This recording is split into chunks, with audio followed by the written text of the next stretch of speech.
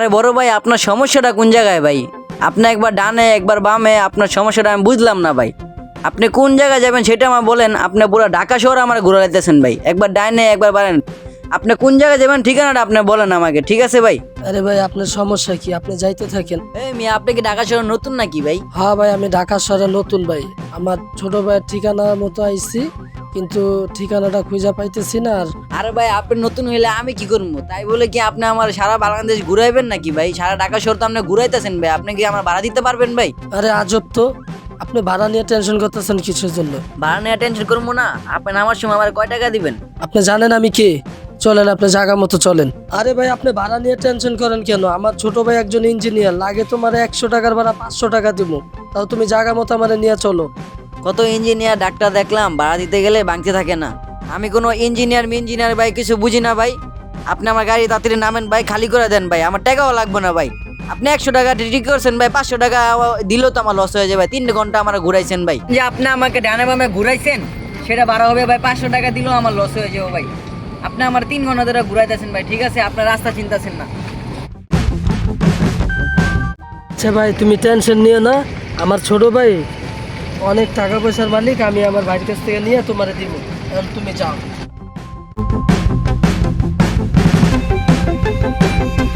কি জন্য যে লেখাপড়া করি নাই, মূর্খ মানুষ, জাতির একটা বোঝা। আজকে ঢাকা সরাইয়া ঠিকানাও চিনতেছি না।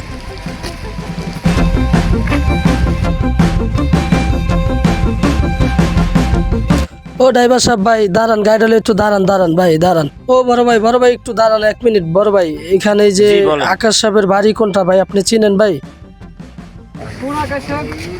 যে ইঞ্জিনিয়ার আকাশ সাহেব।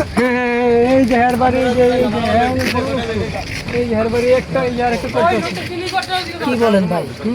আমার তো ভাই হয়। আপনি দেন ভাই, আপনার মন মতো বাড়ায় দেন। এটা আমার লস হয় না, যেহেতু আমার 3 ঘন্টা ঘুরছেন ভাই। বুঝছেন তো বিষয়টা, 3 ঘন্টা ঘুরছেন। দেন ভাই, 200 করে দিলেও তো 600 টাকা। আপনি দেন ভাই, যা দেন।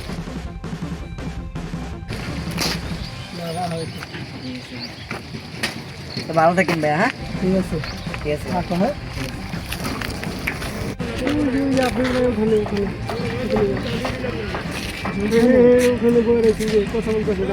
ঠিক আছে ভাই, ধন্যবাদ, ভালো থাকেন ভাই, হ্যাঁ।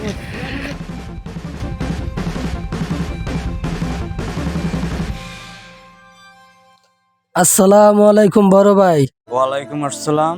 বড় ভাই এখানে আকাশ সাহেবের লাগে আমি একটু দেখা করতে আসছিলাম, উনি কি এখানে আছে? স্যার তো এখানেই বসে আছে, কেন কি জন্য? আপনার কে হয়? ও আমার ছোট ভাই, আমি ওর বড় ভাই, ওর সাথে আমি দেখা করতে আসছিলাম। স্যার আপনার ছোট ভাই হয় আর আপনি তার বড় ভাই? সত্যি তো? ঠিক আছে, স্যার তো ওখানে বসা আছে। ঠিক আছে ভাই, আমি আকাশের সাথে একটু দেখা করি। এই দাঁড়ান, আপনি এখানে। আপনি আগে সরাসরি দেখা করতে পারবেন না, আমি আগে স্যারের সাথে কথা বলি। স্যারের অনুমতি দিলে তারপরে আপনি যেতে পারবেন। এখানে দাঁড়িয়ে থাকবেন।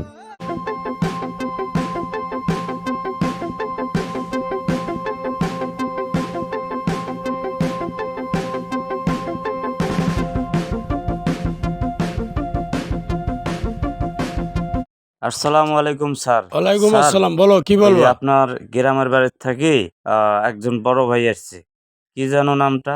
ও মিলন, সে নাকি আপনার বড় ভাই হয়। ও তো আমাদের বাড়ির চাকর ছিল, এতটুকুই। না না, আমি ওরা চিনি না, আমি জান ও আমার বাড়ির চাকর ছিল, এতটুকুই। আমি তো আসলে দেখলাম উনি অনেক আবেগ ঘনমুক্ত দেখলাম আপনাকে দেখার পর। ও আমাদের বাড়ির চাকর ছিল তো, সব কিছু টাকার জন্য ওগুলা কান্নার অভিনয় করে। এগুলা গরিব মানুষ এরকমই করে সবসময়।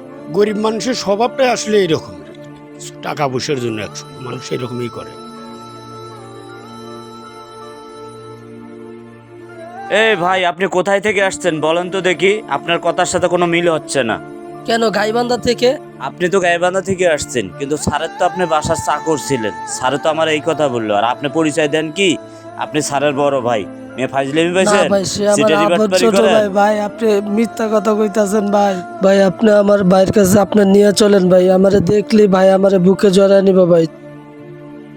মিয়া ফাজলামি পাইছেন? মিয়া আমার চাকরি খাওয়ার জন্য আপনি অভিনয় শুরু করছেন না? আপনার সে চেনেই না, আপনি নাকি তার বাড়ির চাকর ছিলেন আর আপনি পরিচয় দেন আপনি তার বড় ভাই। এখান থেকে যান, এই এলাকায় থাকবেন না, যান এখান থেকে, যান, সরে যান।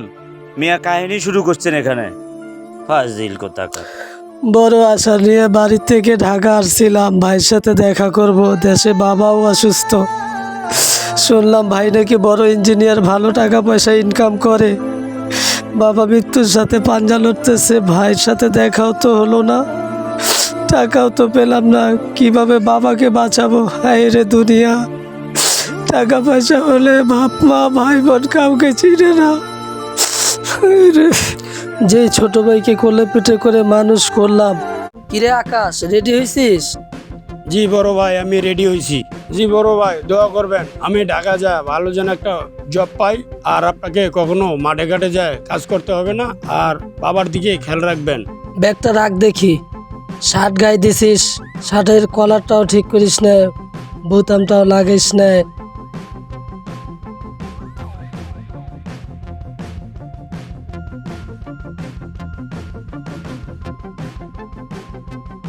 ঠিক আছে বড় ভাই, আর লাগবে না, হয়েছে। আর আপনি সংসারের দিকে খেয়াল রাখবেন, আব্বার দিকে খেয়াল রাখবেন।